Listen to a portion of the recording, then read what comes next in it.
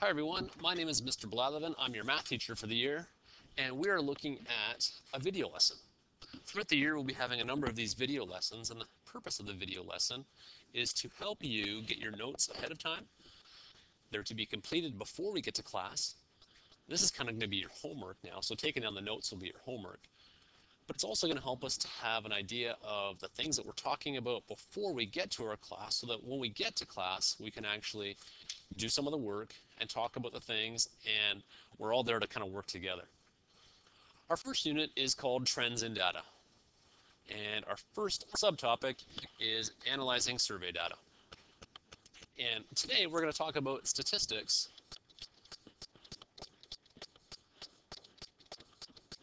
and how statistics can be used. One of the nice things about this video lesson is if I go too fast, you can pause me.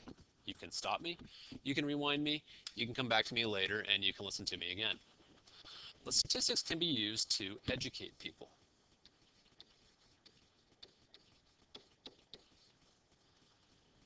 We hear about statistics all the time on the radio, on TV. An example might be 4 to 5 dentists who recommend gum recommend Trident for their patients who chew gum. We hear about statistics in advertising for trucks, where 97% of all Dodge Ram owners are satisfied customers. However, statistics can also be used, or can also be manipulated so that false things appear to be true. We're going to talk more about that at a later time. But I just want you to know that we can't always just believe the things that we hear or the things that we read. As we talk about believing things or trustworthiness, the quality of being believable or trustworthy is called credibility.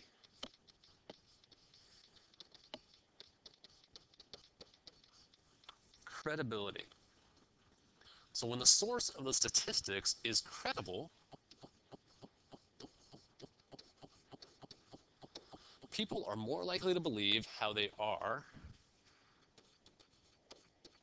interpreted or explained. So the quality of being believable or trustworthy is called credibility. This is a pretty important thing. How do I know that the information that I'm hearing or the statistics that I'm hearing are true? How do I know that they're believable? If Billy Bob says 4 to 5 dentists recommend patients or recommend chewing gum, it may not mean as much as when it comes from the Canadian Dental Society. Our next part here is the process or technique used to obtain. How do we get the information? Well, so how do we get the data? So the process or technique used to obtain the data is called the collection. So how is the data collected? And this could be completed through a poll, a survey, and sometimes they're completed through online methods. The Canadian government usually has what's called a census, and a census is the collection of information.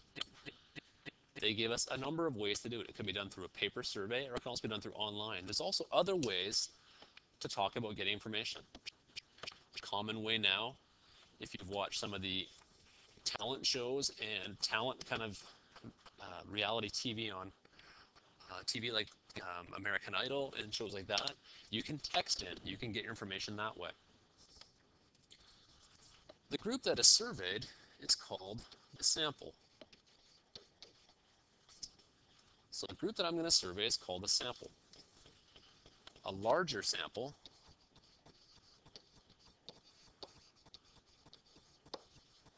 or more people will usually provide more credible results. If I just survey 2 people, or if I survey 2,000 people, my survey with 2,000, or my sample that has 2,000 in it, is going to be much more credible. And now we're going to talk about biased. a sample is biased, like they do not represent the general population.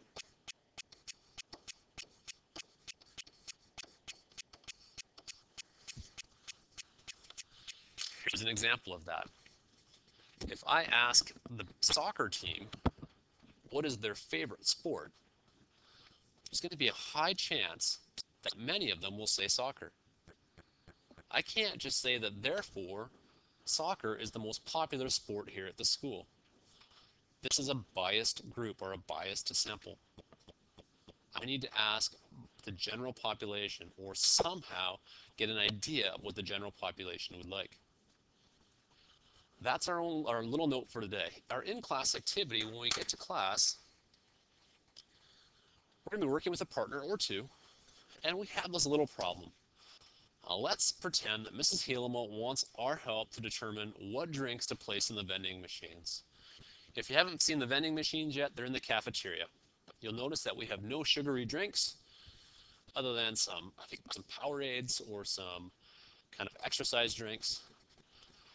We've got milk, we've got diet drinks, we've got some water and some flavored drinks. But she's asked for our help, so perhaps she wants to determine, hey, what are the best drinks to place in here? And you decide to conduct a survey. I want you and your partner or your small group to think about these questions. What are some things you need to do? What do you need to do to conduct a survey? How will you conduct the survey? Question 3, who will you survey? Now we're starting to look at sample. What should this be the sample size? How many people do I need to ask? How do I avoid bias for question 5? So you got to think again about what bias is. What will your survey question be? How many options will you provide? Can you possibly provide all the options for people? Or do you perhaps leave a blank or two for people to write in their own options? And then I want you to actually conduct their survey. So if you've got a partner or a small group, conduct the survey, just do the survey one per group, using our class as a sample. I also want you to think about, if we just use our class as a sample, is this sample biased? Is the sample size big enough? We'll talk about that in class a little bit. Hopefully you're going to have an answer for that. And then I want you to record your results in a tally sheet. Once we have our tally sheet, I want you to show me your results. And then I want each person in the group, each person choose the data to create a graph. And I will give you the link for that. And I want you to think about what type of graph that you're going to choose. That's our first video lesson for the day. And get used to these. We're going to do a bunch of these as a way to have our information.